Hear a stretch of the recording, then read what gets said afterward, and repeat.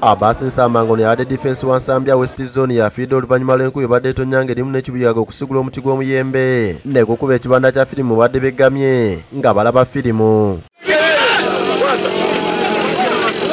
Omuti guno era gugwidde n'ennyumba endala bbiri nga gubadde gukaddiye nga guli kumpi n'oluguudo.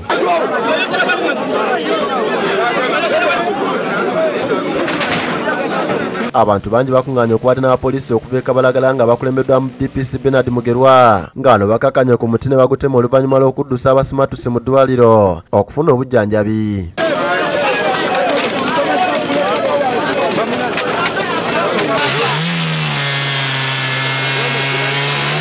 Wabadde okusikangana wakati wa poliisi n'abatuuze nga abamu babadde batamidde nga poliisi egezaawo kubasika bwe badde basalira omuti ogubadde gugwiridde omugenzi kyokka nga nabo balemeddeko.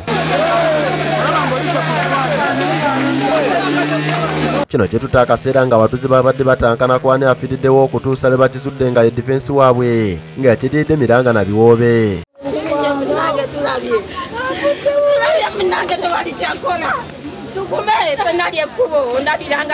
Omulambo poliisi ng'eriwamu n'abatuuze bagujjayo ne bagusaka bangali okuddusibwa mu ddwaliro ekkulu e Mulago nga yo poliisi esigadde ekola butawera okusala omuti guno okuzuula abalala. DPC Mugerwa akasizza okufa kwa Nsambya era n'annyonnyola ku bibaddewo. Tukakasizza wano omuntu omu yafudde tasoboddeyo kulutonda naye ng'ate ababiri tubaddusizza e Mulago.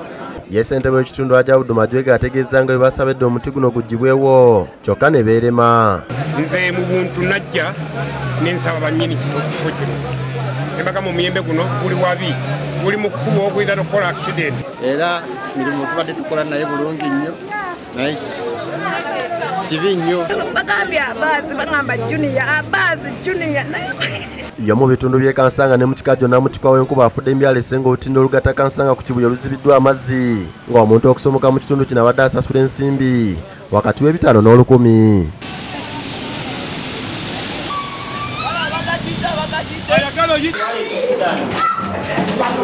Ennyumba zijjudde amazzi nga n'emu ku bintu by'omu nnyumba byonoonese nga by'ebintu omubadde ebikopo n'amasuwaani birabiddwako nga biseeyeeya ku mazzi. Emmotoka ezisoba 40 zibadde zisimbye mu maaso g'ekkanisa ya Kansanga Miracle Center ya Pastor Kiweweesi zibulidde mu mazzi agabadde amangi ekireesewo obweraliikirivu eri bannyinizo.